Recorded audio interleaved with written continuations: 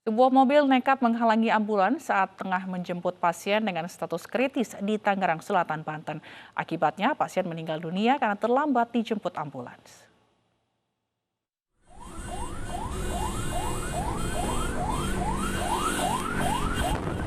Inilah video yang viral di media sosial saat sebuah mobil menghalangi laju ambulans di Jalan R.E. Marta Dinata, Ciputat, Tangerang Selatan.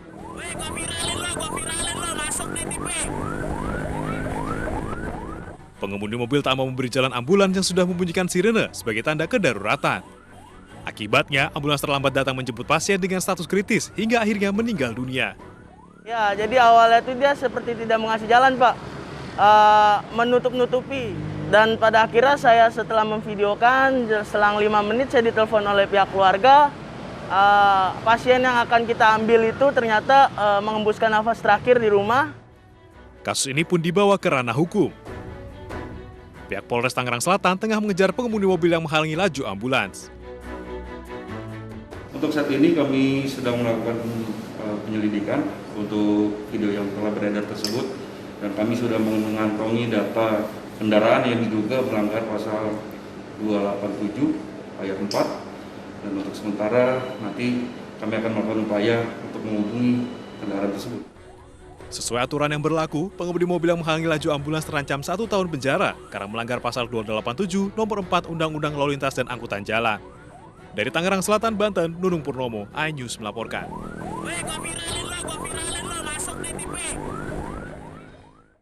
Seorang pengemudi mobil mewah kabur setelah mengisi bahan bakar di SPBU Kodam Bintaro, Pesanggerahan, Jakarta Selatan.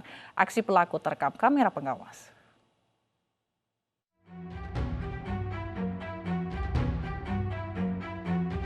Inilah detik-detik sebuah mobil jenis BMW kabur usai mengisi bahan bakar jenis Pertamax di SPBU Bintaro, Pesanggerahan, Jakarta Selatan. Pelaku kabur saat petugas SPBU hendak mengambil mesin pembayaran edisi karena pelaku mengaku akan membayar secara debit. Petugas SPBU berusaha mengejar, namun mobil melaju kencang. Akibat perbuatan pelaku yang merupakan seorang remaja, karyawan SPBU harus membayar kerugian Rp600.000. Cukup familiar mobilnya sih. Oh gitu Bang. Bang sudah melaporkan belum sih Bang kasus ini kepada pihak berwajib Bang? Kalau itu sih belum. Berhubungan itu kakak si pengemudi, pihak keluarga sudah bertanggung jawab atas kejadian ini, dan dia juga udah mengganti kerugian tersebut. Karena keluarga pelaku sudah mengganti biaya pengisian bahan bakar, pihak SPBU tidak melanjutkan kasus ini ke ranah hukum. Dari Jakarta, Ken Helmi Sajangbati, iNews melaporkan. Sebuah minibus travel gelap menabrak truk di Tol Purbalenyi, Purwakarta, Jawa Barat, Sabtu pagi. Kecelakaan maut ini menewaskan 1 penumpang dan melukai 4 lainnya.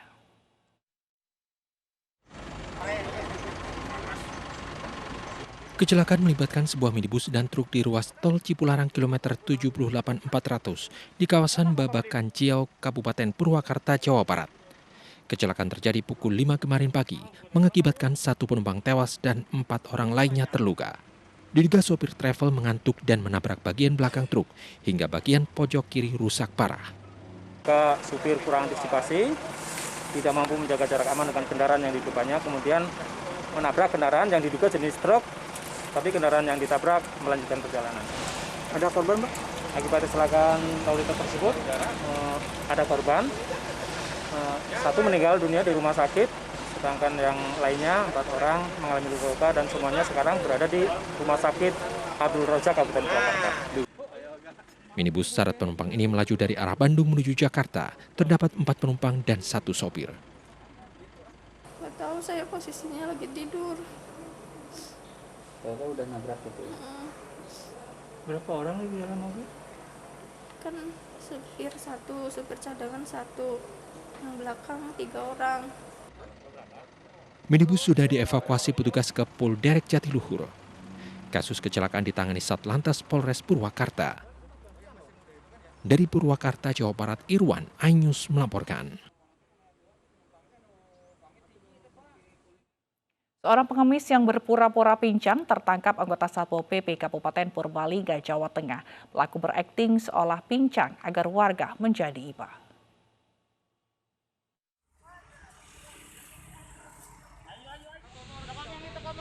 Seorang pengemis diamankan petugas Satpol PP Purbalingga, Jawa Tengah. Salah satu kakinya terlihat tidak normal sehingga jalannya pincang. Namun siapa sangka ini hanyalah akal-akalan sang pengemis. Akting berpura-pura pincang terbongkar saat petugas Satpol PP berhasil mengamankannya. Pelaku mengaku berkat aksinya dalam sehari ia bisa mendapatkan uang sebesar Rp200.000 dari orang yang iba. Di TKP tadi ada yang berakting kelihatannya mohon maaf pincang, namun demikian ternyata lari. Jadi kita agak kesulitan menyesuaikan untuk mengamankan pengemis tersebut. Selain itu, petugas juga mengamankan sejumlah manusia silver yang sedang menjalankan aksinya. Mereka yang tertangkap diserahkan ke Panti Perlindungan Sosial Dinas Sosial Kabupaten Purbalingga. Dari Purbalingga, Jawa Tengah, Catur Edi Purwanto, iNews melaporkan. Dua wisatawan domestik yang mendaki di Gunung Batur, Kecamatan Kintamani, Kabupaten Bangli, Bali, dilaporkan terpeleset dan jatuh ke jurang sedalam belasan meter. Korban berhasil diselamatkan setelah tim Basarnas dibantu tim gabungan TNI Polri melakukan proses evakuasi selama 2 jam.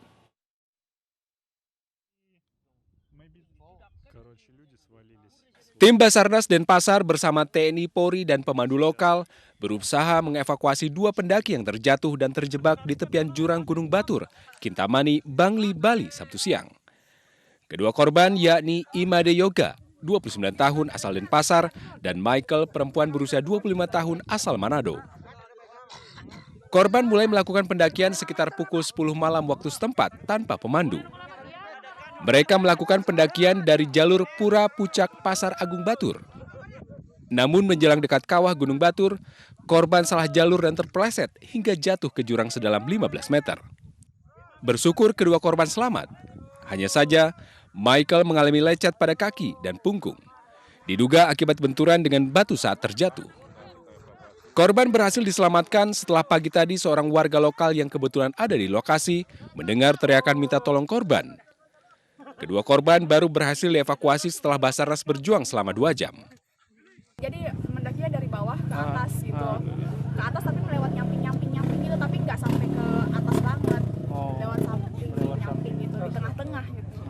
Terus pas mau tambah naik ke atas kok batu-batu, jadi nggak bisa tambah ke atas, nggak bisa naik, mau turun jurang. Selanjutnya, korban diarahkan ke puskesmas terdekat untuk mendapatkan pertolongan medis. Dari Kabupaten Bangli, Bali, Ari Wiradharma, iNews melaporkan. Seekor ular piton ditangkap warga di Padang, Sumatera Barat. Ular sepanjang 3 meter ini diketahui keberadaannya karena memangsa seekor kucing.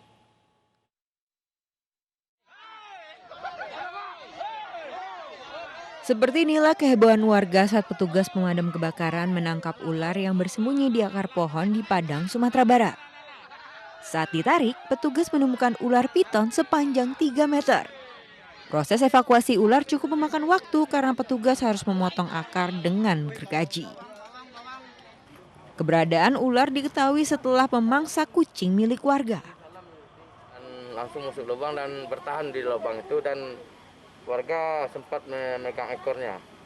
Namun karena di pemukiman, warga panik dan dilaporkan ke Damkar. Nah, setelah itu kita kerahkan personil. Ular ini akan diserahkan ke BKSDA untuk dilepasliarkan ke habitatnya. Dari Padang, Sumatera Barat, Budi Sunandar, iNews melaporkan. Lembaga Penerbangan dan Antariksa Nasional angkat bicara terkait video viral benda asing yang melintas di langit Kota Bandung. Berbeda dengan BMKG Bandung yang menyebutnya sebagai fenomena antariksa, lapor menyatakan benda asing itu bukan objek antariksa.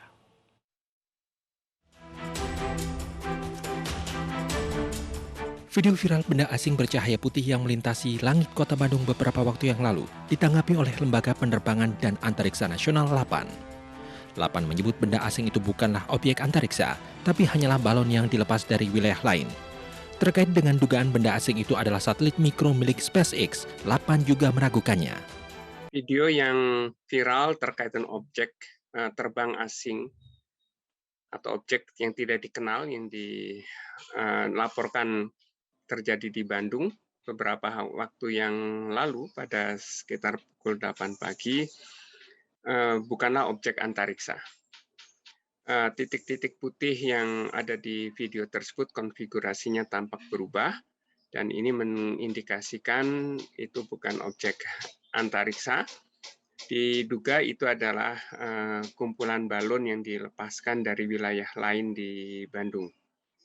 Ada juga yang menduga itu Starlink atau satelit-satelit mikro milik SpaceX yang jumlahnya memang banyak. Tetapi kalau Starlink itu tampaknya sesudah matahari terbenam atau sebelum matahari terbit. Sedangkan video yang viral tersebut melaporkan bahwa kejadiannya sekitar pukul 8 pagi. Sementara itu, Badan Meteorologi, Klimatologi, dan Geofisika BMKG Bandung menyatakan viral benda asing di langit kota Bandung bukanlah fenomena meteorologi. Saat peristiwa terjadi, kondisi langit kota Bandung cerah berawan dengan kecepatan angin 6 km per jam. Selain itu, terpantau awan sirus tinggi dan tidak terpantau awan hujan saat kejadian berlangsung, sehingga BMKG Bandung menyimpulkan benda asing itu merupakan fenomena antariksa. Awan tersebut. Jadi berdasarkan data pengamatan tersebut, maka dapat kami sampaikan bahwa fenomena yang terlihat oleh masyarakat di langit wilayah Pasir Kaliki, Kota Bandung bukan merupakan fenomena meteorologis. Berdasarkan hal-hal di atas, maka fenomena dengan ciri benda yang bergerak di angkasa biasanya terkait dengan adanya fenomena antariksa. Beberapa hari lalu, masyarakat Kota Bandung dihebohkan dengan penampakan benda asing di langit, berupa kumpulan titik putih yang melintas selama 20 menit di langit. Tim Liputan iNews melaporkan. Interpol resmi menerbitkan red notice atas nama Harun Masiku, politikus PDI Perjuangan yang menjadi buronan KPK.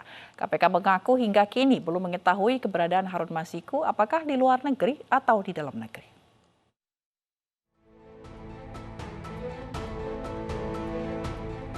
Sudah lebih dari 1,5 tahun keberadaan politikus PDI Perjuangan, Harun Masiku masih menjadi misteri. Buronan KPK dalam kasus suap pengurusan pergantian antar waktu anggota DPR periode 2019-2024 itu bak lenyap di telan bumi. Meski sudah menggandeng berbagai pihak, KPK belum juga menemukan titik terang. Terakhir, KPK baru mendapatkan informasi pihak Interpol yang digandengnya menerbitkan red notice untuk Harun Masiku. Upaya pelacakan juga terus dilakukan KPK dengan menggandeng kerjasama berbagai pihak, diantaranya adalah Barreskrim Polri, kemudian Dirjen Imigrasi, Kementerian Hukum dan HAM, serta juga Interpol. Informasi yang terbaru yang kami terima bahwa pihak Interpol benar saat ini sudah menerbitkan red notice atas nama DPO Harun Masiku dimaksud. Keluarnya red notice Interpol diharapkan bisa memperkecil ruang gerak Harun Masiku. KPK meminta kerjasama seluruh masyarakat agar segera melapor jika melihat ataupun mengetahui keberadaan Harun Masiku. Harun Masiku ditetapkan sebagai tersangka pada 29 Januari 2020 lalu dalam kasus suap pergantian antar waktu anggota DPR fraksi PDI Perjuangan yang meninggal, Nazarudin Kemas. Selain Harun, KPK juga menetapkan mantan Komisioner KPU, Wahyu Setiawan, mantan anggota Bawaslu, Agustiani Tio Fridelina, serta pihak swasta, Saiful. Tim iNews melaporkan.